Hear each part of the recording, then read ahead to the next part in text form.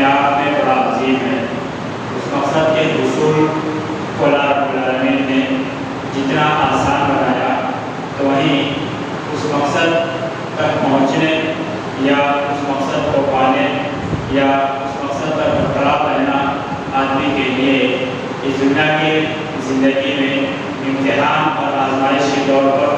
مشکل بھی ہے۔ اللہ رب العالمین نے ہمیں اس مقصد کے خاطر پیدا فرمایا، وہ اس کی عبادت اور بندگی ہے کہ ہم صرف اور صرف اللہ ہی کی عبادت کریں، اللہ کے علاوہ اس کی عبادت میں کسی دوسرے کو شریک نہ کرے اور اللہ کے علاوہ کسی دوسرے کی عبادت نہ کرے۔ یہ ہماری زندگی کا مقصد ہے اور اس مقصد کو اللہ رب العالمین نے سورہ ملک کی ابتدائی آیات میں بیان فرمایا کہ بابرکت ہے وہ ذات جس کے ہاتھ میں بادشاہت ہے، یعنی ساری کائنات کی بادشاہت، اس دنیا کا اس کائنات کا حقیقی بادشاہ اللہ رب العالمین ہے اور وہ ہر چیز پر قدرت رکھنے والا ہے۔ کائنات کی کوئی ایسی چیز نہیں جو اللہ رب العالمین کی قدرت سے باہر ہو، جو اللہ رب العالمین کی قدرت میں نہ ہو۔ اور الذی خلق الموت والحیات، اللہ تعالیٰ کی ذات جو انتہائی بابرکت ہے، وہ ایسی ذات ہے جس نے موت اور زندگی کو پیدا فرمایا تاکہ تمہارا امتحان ہے، تاکہ تمہارا امتحان ہے کہ ایکم احسن عملا، کہ تم میں سے احسن عمل کون کرتا ہے، سب سے اچھا عمل کس کا ہے، سب سے بہتر عمل کس کا ہے، جس خاطر اللہ رب العالمین نے ہمیں پیدا فرمایا ہے۔ اس آیت سے معلوم ہوا کہ جہاں ہم اللہ رب العالمین کی عبادت اور بندگی کی خاطر پیدا کیے گئے ہیں، وہیں اس مقصد سے جڑا ہوا ایک دوسرا مقصد یہ ہے کہ ہماری عبادت، ہمارے اعمال سب سے اچھے اور سب سے بہتر ہونے چاہیے۔ اس لیے کہ دنیا میں انسانوں کی آبادی میں عمل کرنے والے بہت ملیں گے، لیکن وہ عمل جو اللہ رب العالمین کی نظروں میں احسن ہو، وہ عمل جو اللہ رب العالمین کی نظروں میں سب سے بہتر ہو، جو شریعت اسلامیہ کی نظر میں سب سے اچھا اور سب سے بہتر قرار پائے، ایسا عمل بہت کم لوگ کرتے ہیں۔ اسی لیے قاضی فضیل بن عیاض رحمہ اللہ سے لوگوں کو اس آیت کا مطلب سمجھاتے ہوئے کہا کہ اللہ رب العالمین نے تمہیں احسن عمل کی خاطر پیدا فرمایا ہے۔ تو لوگوں نے پوچھا کہ یہ احسن عمل کیا ہے؟ تو آپ نے فرمایا کہ ایھم اخلص و اصوب عمل، کہ اللہ رب العالمین دیکھنا یہ چاہتا ہے کہ تم میں سے سب سے زیادہ خلوص کے ساتھ اور سب سے زیادہ درستگی کے ساتھ کون عمل کرتا ہے۔ پھر لوگوں نے پوچھا کہ یہ اخلص اور اصوب عمل کیا ہے؟ تو انہوں نے پھر وضاحت کی کہ اخلص یعنی سب سے زیادہ خالص عمل وہ عمل ہے جو صرف اور صرف اللہ رب العالمین کی رضا کے لیے کیے جائے۔ عمل کے پیچھے آدمی کے دل میں یہ نیت ہو، یہ خواہش ہو، یہ جذبہ ہو کہ اس سے اللہ کی خوشنودی حاصل ہو، اللہ کی رضا حاصل ہو، اللہ تعالیٰ راضی ہو جائے، خوش ہو جائے، اس کے علاوہ اور کچھ نہ ہو۔ یہ سب سے زیادہ خالص عمل ہے۔ اس نیت میں، اس جذبے میں، اس عمل میں اللہ تعالیٰ کی خوشنودی کے علاوہ کوئی اور چیز شامل نہ ہو، نہ دنیا والوں کی شہرت، نہ دنیا میں شہرت کا حاصل کرنا،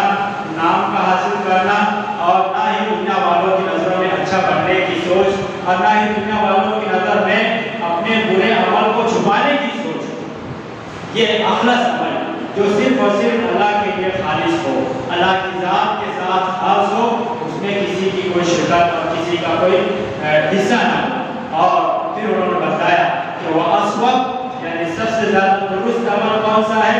یعنی وہ عمل جو نبی کریم صلی اللہ علیہ وسلم کی سنت کے عین مطابق ہو۔ سب سے صحیح عمل وہ ہے جو اللہ کے رسول صلی اللہ علیہ وسلم کی سنت کے مطابق ہو۔ جیسا آپ نے کیا ویسا ہی عمل سب سے درست عمل ہو سکتا ہے۔ نماز سب سے بہتر نماز وہی ہوگی جو اللہ کے رسول صلی اللہ علیہ وسلم کے طریقے پر پڑھی جائے۔ اللہ رب العالمین کا پسندیدہ طریقہ وہی طریقہ تھا جو اللہ کے رسول صلی اللہ علیہ وسلم کو سکھایا گیا۔ کیسے؟ حضرت جبرائیل علیہ السلام کو اللہ تعالیٰ نے نبی کریم صلی اللہ علیہ وسلم کے پاس بھیجا،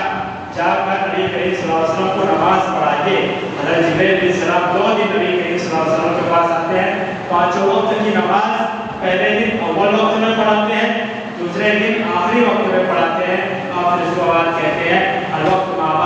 بین ہذین الوقتین، کہ نماز کا وقت ان دونوں یعنی ابتدائی اور آخری وقت کے درمیان ہے۔ لہذا نبی کریم صلی اللہ علیہ وسلم کو حضرت جبرائیل علیہ السلام نے نماز پڑھ کر بتلائی، اور پھر اس کے بعد نبی صلی اللہ علیہ وسلم نے صحابہ کرام کے سامنے نماز پڑھ کر بتائی اور کیا کہا صلوا کما رأیتمونی اصلی کہ نماز ویسے ہی پڑھو جیسے مجھ کو پڑھ کر دیکھتے ہو. اور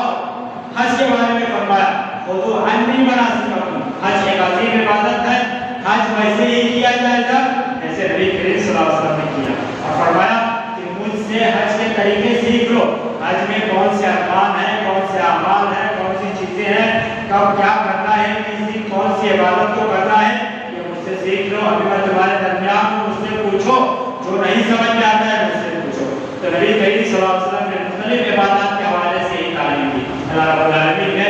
ذکر و اذکار کے حوالے سے ارشاد فرمایا کہ وَاذْكُرُوهُ كَمَا هَدَاكُمْ کہ اللہ تعالیٰ کا ذکر ویسے ہی کرو جیسے اللہ رب العالمین نے تمہیں بتایا ہے جیسے اللہ کے رسول صلی اللہ علیہ وسلم نے تمہیں سکھلایا ہے ویسے ہی کرو. معلوم یہ ہوا کہ جہاں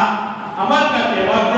دل کے اندر اللہ کی خوشنودی اور اللہ کی رضا والی سوچ پائی جائے تو وہی ظاہری طور پر اعضاء و جوارح کے ذریعے سے حرکات و سکنات کے اعتبار سے وہ عمل نبی کریم صلی اللہ علیہ وسلم کی سنت کے مطابق بھی ہو. اسی کو اللہ کے رسول صلی اللہ علیہ وسلم نے دوسرے الفاظ میں بیان فرمایا کہ ان اللہ لا ينظر الى صورکم ولا الى اجسادکم کہ اللہ رب العالمین تمہاری صورتوں کی طرف اور تمہارے جسموں کی طرف نہیں دیکھتا ولکن ينظر الى قلوبکم واعمالکم بلکہ اللہ رب العالمین تمہارے دل کی طرف دیکھتا ہے یعنی تمہارے دل میں کیا نیت ہے تم کس نیت اور کس جذبے سے عمل کر رہے ہو اور تمہارے اعمال کی طرف دیکھتا ہے کہ ظاہری اعتبار سے تمہارا عمل نبی کریم صلی اللہ علیہ وسلم کی سنت کے مطابق ہے یا نہیں. یہ عمل صالح اس لیے ضروری ہے کہ زندگی کی تمام عبادات اسی عمل صالح کی بنیاد پر قابل قبول ہوگی. اگر عمل صالح نہیں ہے یعنی نیت میں کھوٹ آ گئی کہ شہرت طلبی ہے تمنا پر چاپلوسی ہے ریاکاری ہے نام و نمود ہے ایسی سوچ کے ساتھ عمل کرتا ہے اور عمل ظاہر کے اعتبار سے نبی کریم صلی اللہ علیہ وسلم کی سنت کے مطابق ہے تو ایسا عمل صالح نہیں ہوگا. اور نیت میں تو بڑا خلوص ہے اللہ کی خوشنودی اور اللہ کی رضا چاہتا ہے لیکن ظاہری اعتبار سے وہ نبی کریم صلی اللہ علیہ وسلم کی سنت سے ہٹا ہوا ہے وہ طریقہ آپ صلی اللہ علیہ وسلم کا طریقہ نہیں ہے تو یہ عمل بھی عمل صالح نہیں ہوگا. اس لیے اللہ کے رسول اللہ رب العالمین نے قرآن کریم کے بے شمار مقامات پر جو جنت کا وعدہ کیا جنت کی خوشخبری سنائی جہنم سے عذاب کی جو خوشخبری بچاؤ کی جو خوشخبری سنائی ہے تو ہر جگہ اللہ رب العالمین نے مومنوں کی سب سے بڑی پہچان نہیں بتائی کہ ان الذین آمنوا وعملوا الصالحات کہ وہ لوگ جو ایمان لائے اور عمل صالح کرے یعنی ایمان لانے کے بعد ایک مومن کی سب سے بڑی پہچان اس کی سب سے بڑی شناخت یہی ہے کہ وہ عمل صالح کرنے والا ہوتا ہے وہ نیک عمل کرنے والا ہوتا ہے وہ ہر عمل کے پیچھے اللہ کی رضا چاہتا ہے ہر عمل کو نبی کریم صلی اللہ علیہ وسلم کی سنت کے مطابق کرتا ہے. اگر آدمی کی نیت میں کھوٹ ہے تو وہ عمل صالح نہیں طریقہ نبی کریم صلی اللہ علیہ وسلم کی سنت سے ہٹا ہوا ہے تو وہ عمل بھی عمل صالح نہیں ہے. دنیا کی زندگی کی جو برکتیں ہیں دنیا کی زندگی کی جو سعادتیں ہیں دنیا کی زندگی کی جو کامیابیاں ہیں برزخی زندگی کا جو امن و سکون ہے اور آخرت کی زندگی کی جو کامیابی ہے سب اسی عمل صالح کے ارد گرد ہوتی ہے. جب آدمی کو قبر کے اندر رکھا جاتا ہے آدمی کا انتقال ہوتا ہے آدمی کو قبر کے اندر رکھا جاتا ہے تو قبر کی تاریخ اندھیری رات میں قبر کی تاریکی میں اس کے سامنے ایک انتہائی برا خوفناک چہرہ سامنے آتا ہے. بندہ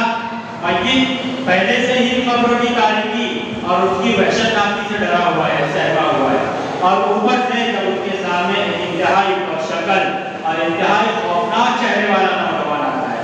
تو وہ دیکھ کر پوچھتا ہے کہ تو کون ہے.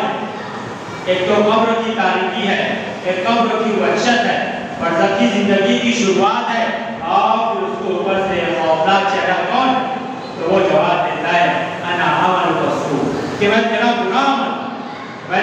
عمل ہوں جو تو دنیا میں کیا کرتا تھا. اور اگر مرنے والا نیک ہوتا ہے مومن ہوتا ہے اور متقی اور پرہیزگار ہوتا ہے تو مرنے کے بعد اسے قبر میں رکھا جاتا ہے تو اس کے سامنے ایک انتہائی خوشگوار چہرے والا ایک انتہائی مانورت چہرے والا پرنور چہرے والا آدمی آتا ہے اور نوجوان کی شکل اس کے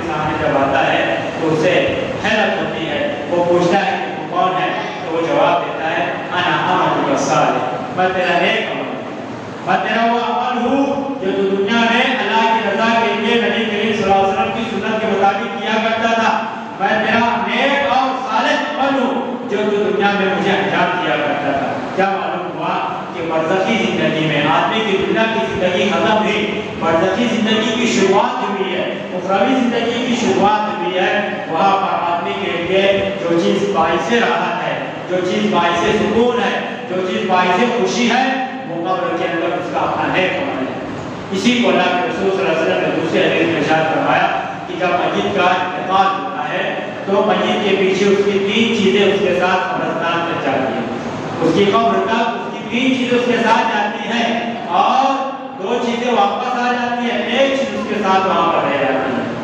کیا واپس آتا ہے؟ اس کے پیچھے اس کے اہل ویال، اس کے رشتہ دار، اس کے دوست و احباب جاتے ہیں، اس کے جنازے میں اس کے ساتھ اس کے دوست و احباب اور رشتہ دار جاتے ہیں، اس کی آل اولاد جاتے ہیں، اور دوسری چیز اس کا مال جاتا ہے، اہلہ و مالہ، اس کے اہل ویال کے ساتھ اس کا مال بھی میت کے پیچھے جاتا ہے، اور وہ 2 چیزیں واپس آ جاتی ہے۔ جب میت کو دفنا دیا گیا، اس کو قبر میں ڈال دیا گیا، اس کی قبر پر مٹی ڈال دی گئی، تو لوگ دعا مانگنے کے بعد اس کے رشتہ دار واپس آ گئے، اس کا جو مال گیا تھا وہ مال بھی واپس آ گیا، جو چیز باقی رہ گئی وہ اس کا اپنا عمل ہوتا ہے، چاہے وہ عمل اچھا ہو چاہے وہ عمل برا ہو۔ اچھا عمل ہوگا تو اچھے نوجوان کی صورت میں، خوبصورت شکل میں قبر کی برزخی زندگی میں اس کے سامنے آتا ہے، برا عمل ہوگا تو برے شکل میں خوفناک صورت اس کے سامنے آتا ہے۔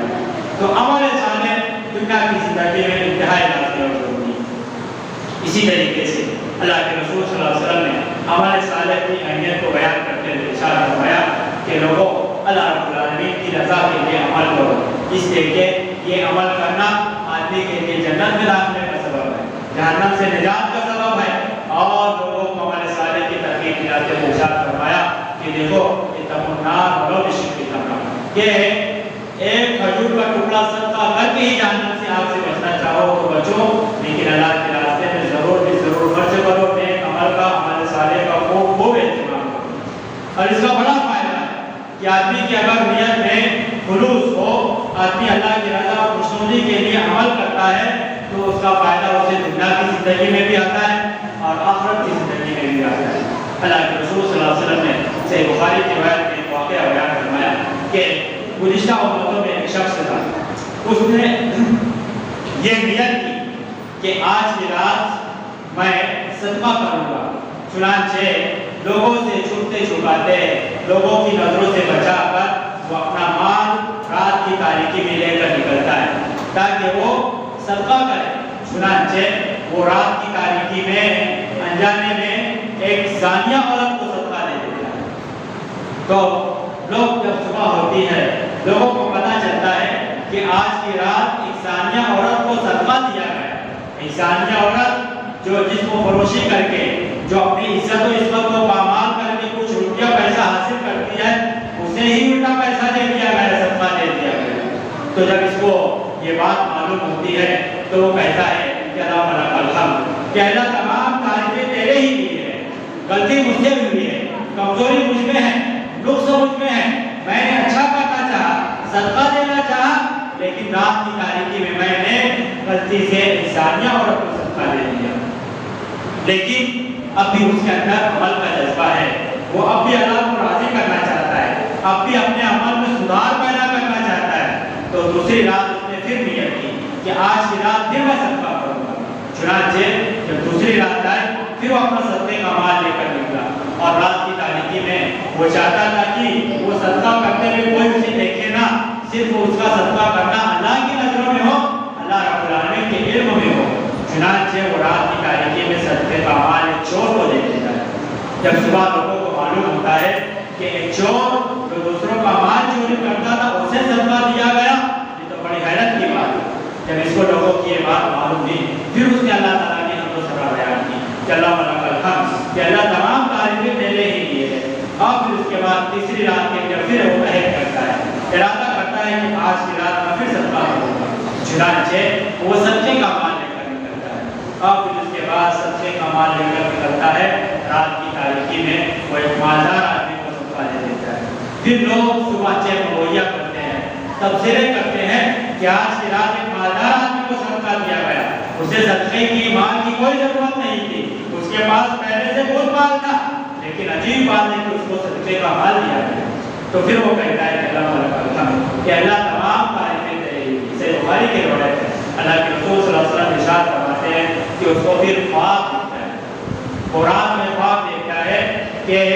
अल्लाह रब्बुल आलमीन की तरफ से उसे ये पैगाम मिलता है कि जहाँ तक तुम्हारा सदका करना जानिया औरत होगा तो बहुत मुमकिन है कि तुम्हारे सदका करने की वजह से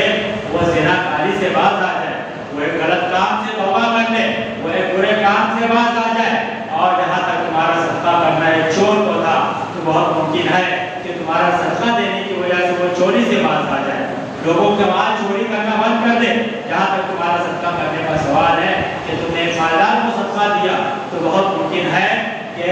वो मालदार तुमसे सबक हासिल करे और वो भी अल्लाह रब्बुल आलमीन के रास्ते में सदका और खैरात करना शुरू कर दे। इस रिवायत को बयान करने का मकसद ये है कि अगर आदमी अपने अमल में मुखलिस है,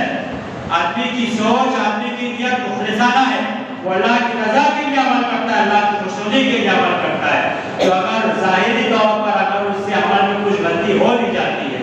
वो अमल करने में कुछ गलती कर बैठता है, चूक जाता है, तो तब भी उसकी बरकतें खत्म नहीं होती। और दूसरी बात ये मालूम हुई कि मुखलिसीन का मामला समाज और माशरे में इतना मजबूत होता है, इतना बाअसर होता है कि मुखलिसीन के सदका खैरात की करने की वजह से, मुखलिसीन के नेक काम करने की वजह से समाज और माशरे में बड़े पैमाने पर गुनाह पर रोक लगती है और नेकियों को बढ़ावा मिलता है।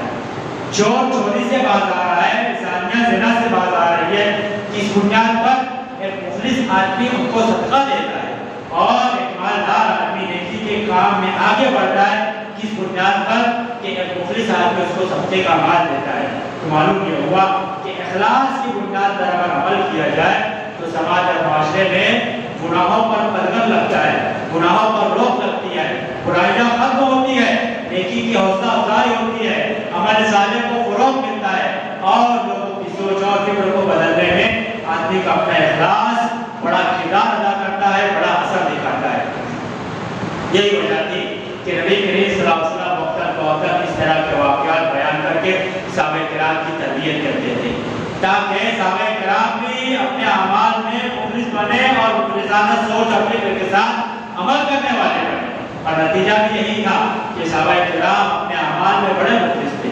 इखलास की अहमियत और अमल सालेह में इखलास का मामला, इखलास का दर्जा इतना बुलंद है कि तमाम अंबिया किराम को अल्लाह रब्बुल आलमीन ने नेक काम करने का हुक्म दिया। क्या फरमाया कि वौहैना इलैहिम बिल-खैरात व इक़ामस-सलात व इताअज़-ज़कात, कि हमने तमाम अंबिया किराम की तरफ इस बात की वही की कि वो खैर के भलाई के कामों में आगे बढ़े, नमाज पढ़े, ज़कात दे, सदका तो खैरात करे। और ये तमाम के तमाम अंबिया किराम हमारे इबादत गुज़ार बनते थे। अल्लाह के रसूल सल्लल्लाहु अलैहि वसल्लम को इखलास इख्तियार करने का हुक्म दिया कि कुल इन्नी उमिरतु अन अअबुदल्लाह मुख़लिसन लहुद्दीन, कि आप लोगों से कहिए कि आमाल में अल्लाह रब्बुल आलमीन की रज़ा, अल्लाह की खुशनुदी वाली सोच का पैदा करना इस कदर ज़रूरी है कि इसी इखलास का, इसी मुखलिसाना सोच का मुझे हुक्म दिया गया कि मैं अल्लाह रब्बुल आलमीन की इबादत, उसके दीन को उसके लिए खालिस करते हुए करूँ। और अल्लाह के रसूल सल्लल्लाहु अलैहि वसल्लम आमाल में बड़े मुखलिस थे। कुरान करीम ने गवाही दी कि आप वाकई अपने अमल में बड़े मुखलिस हैं। और इखलास का मामला इस कदर बाअसर होता है कि जो आदमी अपने अमल में मुखलिस हो जाए, जो आदमी अपने अमल के पीछे अल्लाह की रज़ा, अल्लाह की खुशनुदी हासिल करने की सोच बना ले तो उसके ऊपर शैतान का बस भी नहीं चलता। शैतान खुद इस बात का इकरार करता है, इब्लीस खुद इस बात का इकरार करता है कि मैं हर किसी को गुमराह कर सकता हूँ सिवाय मेरे मुखलिस बंदों के। क्या कहता है कि कि मैं उन लोगों को उनके दाएं से, उनके बाएं से, उनके आगे से, उनके पीछे से उनके ऊपर हमला करूंगा और उन तमाम के तमाम लोगों को गुमराह करूंगा, सारे के सारे लोगों को भटकाऊंगा, तेरे रास्ते से भटकाने की पूरी कोशिश करूंगा, इल्ला इबादका मिनहुमुल मुखलिसीन, सिवाय तेरे वो बंदे जो तेरे लिए इखलास इख्तियार करने वाले हैं। क्या मालूम हुआ कि अगर आदमी अपनी नियत का इस्लाह कर ले, अपनी नियत में सुधार पैदा कर ले और नियत यही हो कि नमाज पढ़ता है तो सिर्फ अल्लाह की रज़ा के लिए, सदका व खैरात करता है तो सिर्फ अल्लाह की खुशनुदी के लिए, रोज़ा रखता है तो सिर्फ अल्लाह की खुशनुदी के लिए, ज़िक्र व अज़कार करता है तो सिर्फ अल्लाह की खुशनुदी के लिए, वालिदैन की इताअत और फरमाबरदारी करता है तो सिर्फ अल्लाह की रज़ा के लिए, अगर ऐसी तमाम आमाल में यही सोच बना ले तो शैतान का बस शैतान का जोर ऐसे मुखलिस बंदों के ऊपर नहीं चलता, वो ऐसे मुखलिसीन को गुमराह नहीं कर सकता। और ये इखलास जहाँ अल्लाह रब्बुल आलमीन की इबादत और बंदगी में मतलूब है कि आदमी हुकूकुल्लाह की अदायगी के वक्त इखलास इख्तियार करने वाला हो, तो वहीं हुकूकुल इबाद की अदायगी के वक्त भी अल्लाह रब्बुल आलमीन हमसे इखलास चाहता है। ऐसा ना हो कि हम बंदों का हक अदा कर रहे हैं, वालिदैन की खिदमत कर रहे हैं, वालिदैन का ख्याल रख रहे हैं, वालिदैन के हुकूक की अदायगी करते हैं। एक शौहर अपनी बीवी का हक अदा करता है, बीवी अपने शौहर के हुकूक अदा करती है, वालिदैन अपनी औलाद की अच्छी तरबियत करते हैं, औलाद अपने वालिदैन की इताअत और फरमाबरदारी करते हैं, पड़ोस अपने पड़ोसी के हुकूक को अदायगी करता है। और ऐसे तमाम हुकूकुल इबाद के दायरे में बंदा जो भी अमल करता है, जो भी कोशिश करता है, जो भी नेकी करता है, तो उसके पीछे भी इखलास ही मतलूब है। अल्लाह रब्बुल आलमीन ने वालिदैन की इताअत और फरमाबरदारी और वालिदैन की खिदमत गुजारी का हुक्म देने के बाद 15 पारे में इरशाद फरमाया कि रब्बुकुम अअलमु बिमा फी नुफूसिकुम। अल्लाह ने फरमाया कि अगर वालिदैन तुम्हारे पास हैं और उन दोनों में से कोई एक है और वो बुढ़ापे को पहुंचा है, तो फला तकुल लहु माऊफ, तो उनको उफ भी ना कहना, वला तनहरहुमा, और उनको झिड़कना नहीं, उनसे गलत लहजे में, सख्त लहजे में बातचीत ना करना, और वकुल लहुमा कौलन करीमा, और साथ ही साथ उनके लिए इंतहाई अदब और एहतराम के साथ, इज्जत और वक़ार के साथ पेश आना। और फिर उसके बाद क्या है, हुक्म दिया कि रब्बुकुम अअलमु बिमा फी नुफूसिकुम, तुम्हारा परवरदिगार इस बात को सबसे ज्यादा जानने वाला है कि तुम्हारे नफ्सों में क्या है। यानी तुम इताअत और फरमाबरदारी वालिदैन की करते हो, वालिदैन की खिदमत करते हो, वालिदैन का ख्याल रखते हो, वालिदैन के लिए दुआएं करते हो, वालिदैन की हर अच्छे और भले कामों में मुआवनत करते हो, तो अल्लाह रब्बुल आलमीन तुम्हारी दिल की नीयत को जानता है कि तुम किस नीयत के साथ वालिदैन की खिदमत कर रहे हो। क्या अल्लाह की रजा के लिए, अल्लाह की खुशनुदी के लिए तुम वालिदैन की खिदमत करते हो, या समाज और माशरे को, रिश्तेदारों को, घर वालों को दिखाने के लिए वालिदैन की खिदमत करते हो कि समाज और माशरे में मेरा बड़ा नाम हो कि मैं अपने वालिदैन का बड़ा फरमाबरदार बेटा हूँ, हम अपने वालिदैन की बड़ी अच्छी औलाद हैं, यह बताने के लिए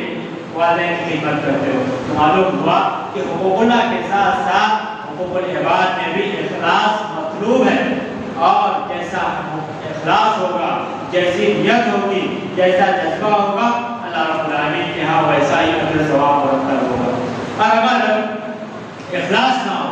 रियाकारी वाली सोचो, तो ये चीज़ आदमी के अमाल को बर्बाद कर देती है। अल्लाह के रसूल सल्लल्लाहु अलैहि वसल्लम सहाबाए किराम की इसी नहज पर, इसी तरीके पर तरबियत करते थे कि सहाबाए किराम अमाल में इखलास इख्तियार करने वाले हों। एक मर्तबा हज़रत उमर बिन खत्ताब रज़ियल्लाहु अन्हु कहते हैं कि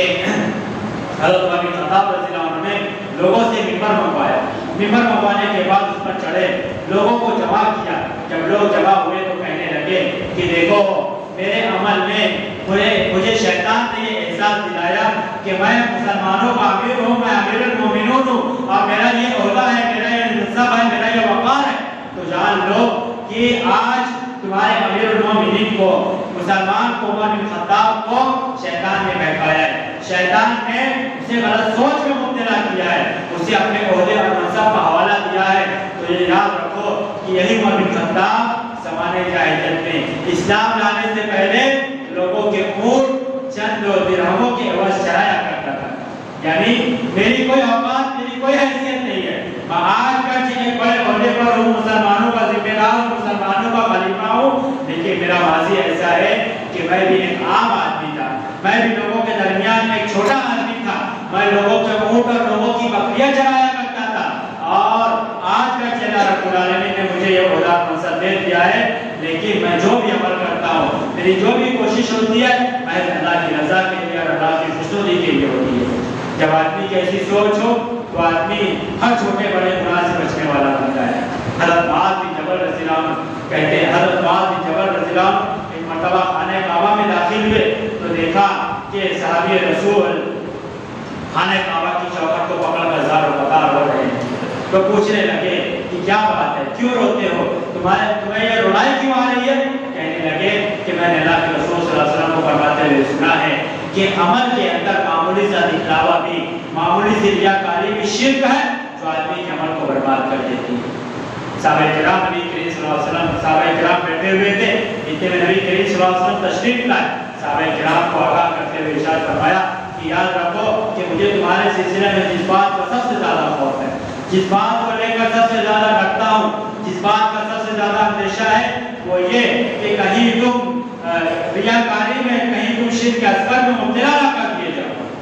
صحابہ کرام نے پوچھا کہ اللہ کے رسول صلی اللہ علیہ وسلم یہ شرک اصغر کیا ہے؟ آپ صلی اللہ علیہ وسلم نے فرمایا وہ ریا، وہ ریاکاری ہے، یعنی آدمی ایک عمل کرتا ہے، نماز پڑھتا ہے، روزے رکھتا ہے، تلاوت کرتا ہے، دعائیں مانگتا ہے، صدقہ و خیرات کرتا ہے، لیکن اس کی سوچ، اس کی نیت یہ ہوتی ہے کہ لوگ اس کو دیکھیں کہ یہ بڑا نمازی ہے، لوگ اس کو دیکھیں کہ ہمیشہ صدقہ و خیرات کرتے رہتا ہے، لوگ اس کو دیکھیں اور اس کی تعریف کریں کہ ہمیشہ تلاوت میں مشغول رہتا ہے، لوگ اس کو دیکھیں اور یہ سوچیں کہ ہمیشہ ذکر و اذکار میں مشغول رہتا ہے۔ اگر ایسی سوچ ہے تو یہ چیز اس کے عمل کو برباد کرنے کے لیے کافی ہے۔ اسی لیے اللہ رب العالمین نے ریاکاری کے خطرات، یعنی آدمی کی سوچ میں اگر ریاکاری پیدا ہو گئی تو اس کی خطرناکی کو آپ بیان کرتے ہوئے اللہ نے ارشاد فرمایا کہ من کان یرید الحیاۃ الدنیا وزینتہا وفی لہم اعمالہم فیہا وہم فیہا لا یبخسون، کہ جو شخص یہ چاہتا ہے یرید الحیاۃ الدنیا وزینتہا، جو شخص کسی بھی عمل کے نتیجے میں دنیا کی زندگی چاہتا ہے، دنیا کی زندگی کی سے وہ زینت چاہتا ہے، دنیا کا مال و متاع چاہتا ہے، دنیا کا عہدہ اور منصب چاہتا ہے، دنیا کے اندر شہرت چاہتا ہے، دنیا کے اندر نام چاہتا ہے، تو اس کو یاد رکھنا چاہیے کہ نوفی الیہم اعمالہم فیہا وہم فیہا لا یبخسون، تو اس کی سوچ کے مطابق اللہ رب العالمین فرماتا ہے کہ ہم اسے اس کا پورا بدلہ دے دیتے ہیں، یعنی جیسا وہ چاہتا ہے، جیسے وہ سوچ رکھتا ہے، جیسے اس کے ارادے ہیں، جیسے اس کے خیالات ہیں، جیسے اس کے جذبات ہیں، اللہ رب العالمین اس کی دنیا کی زندگی میں اس کے ساتھ ویسا معاملہ کر دیتا ہے۔ اگر وہ عہدہ منصب چاہتا ہے تو اللہ تعالیٰ اسے عہدہ دے دیتا ہے، اگر وہ شہرت چاہتا ہے تو اسے شہرت ملتی ہے، اگر وہ نام چاہتا ہے تو اس کا بڑا نام ہوتا ہے۔ لیکن ان لوگوں کے بارے میں اللہ رب العالمین نے دوسری آیت میں ارشاد فرمایا کہ اولئک الذین لیس لہم فی الآخرۃ الا النار، یہی وہ لوگ ہیں کہ آخرت میں ان کے حصے میں سوائے جہنم کی آگ کے اور کچھ آنے والا نہیں ہے۔ یہی وہ لوگ ہیں کہ جن کو جہنم کی آگ ہی ملے گی اور اس کے علاوہ کوئی اور ثواب ملنے والا نہیں ہے۔ اگر آدمی دنیا میں لوگوں کو دکھانے کے لیے عمل کرتا ہے، قیامت کے دن اللہ رب العالمین کے سامنے جب آئے گا، اللہ رب العالمین اس سے کہے گا کہ تمہارے لیے ہمارے پاس کوئی اجر نہیں ہے، تم نے جن لوگوں کے لیے اجر کیا تھا، جن لوگوں کے لیے نیکی کی تھی، جن لوگوں کے لیے عمل کیا تھا، انہیں کے پاس جاؤ اور انہیں سے اپنا اجر چاہو۔ اور رہی بات ہماری، تو اللہ رب العالمین کی طرف سے اعلان ہوگا کہ وَقَدِمْنَا إِلَىٰ مَا عَمِلُوا مِنْ عَمَلٍ فَجَعَلْنَاهُ هَبَاءً مَنثُورًا، ریاکاری کی بنیاد پر اگر کوئی بھی عمل کیا جاتا ہے، وہ عمل بظاہر کتنا ہی بڑا کیوں نہ ہو، چاہے وہ مسجد بنوائے، چاہے وہ مدرسے بنوائے، چاہے وہ تنظیم اور سوسائٹی بنوائے، چاہے وہ صدقہ جاریہ کا بڑا ذخیرہ کر کے چلا جائے، لیکن اگر نیت میں کھوٹ ہے تو اللہ رب العالمین فرماتا ہے کہ ہم ایسے ریاکاروں کے عمل کی طرف آئیں، وَقَدِمْنَا إِلَىٰ مَا عَمِلُوا مِنْ عَمَلٍ، ہم کل قیامت کے دن ایسے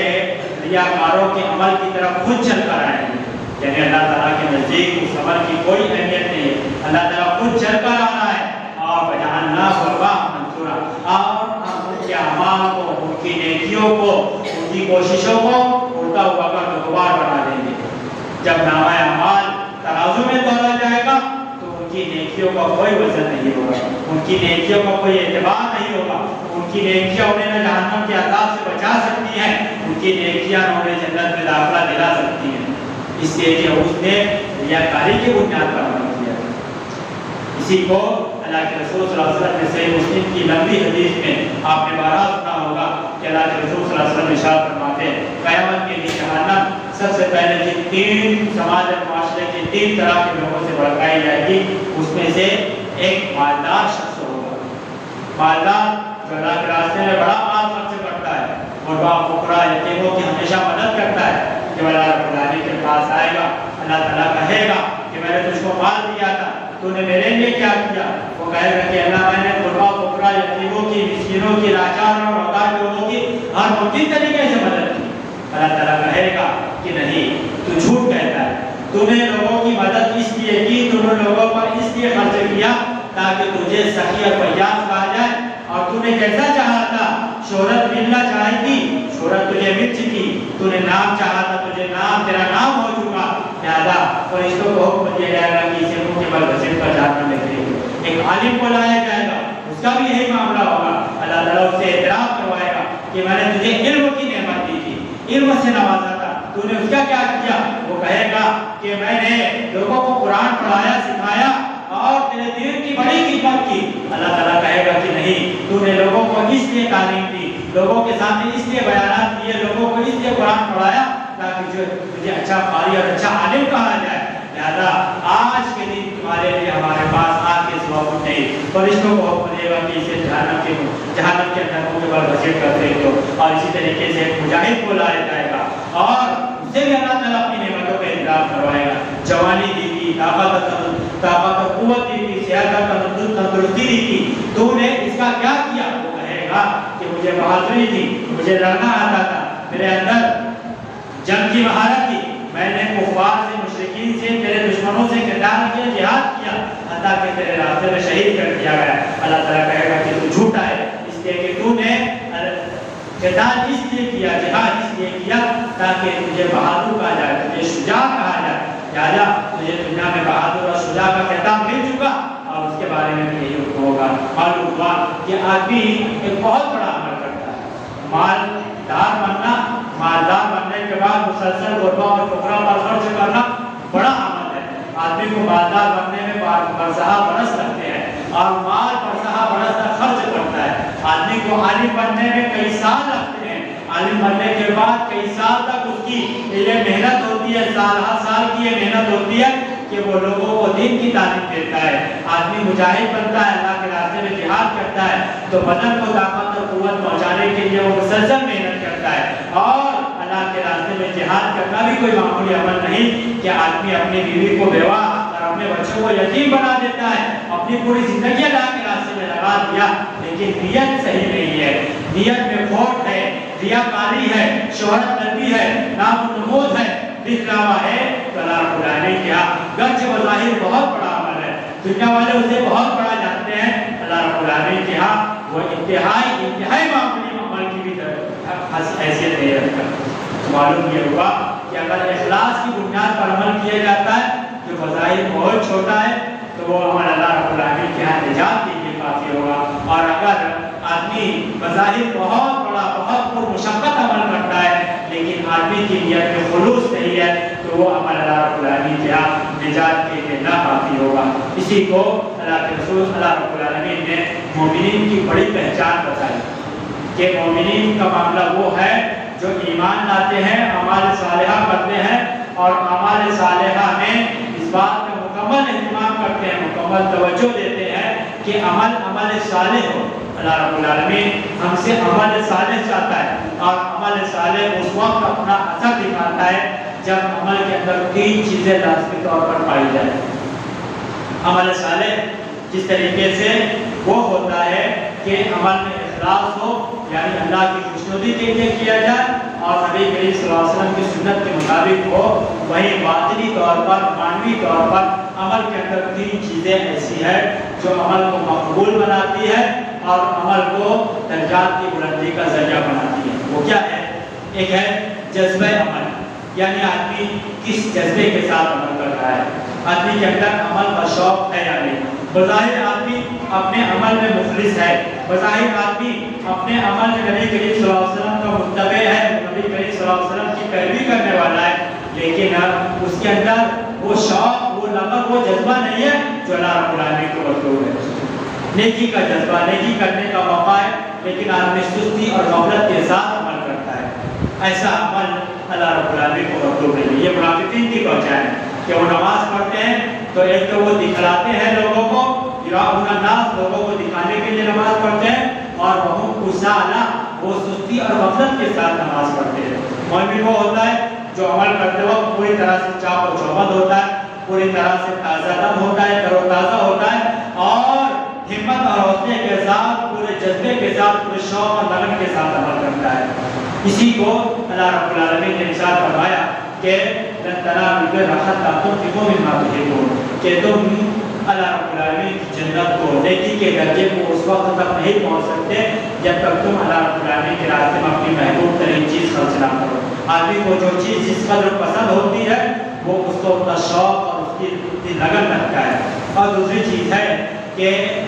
عمل کی مقدار، یعنی آدمی عمل کتنا کرتا ہے. ہوتا یہ ہے کہ آدمی جب اخلص یعنی اخلاص اور سنت کی اتباع کے ساتھ عمل کرنے والا ہوتا ہے تو تھوڑے پر اتباع کرنے لگتا ہے.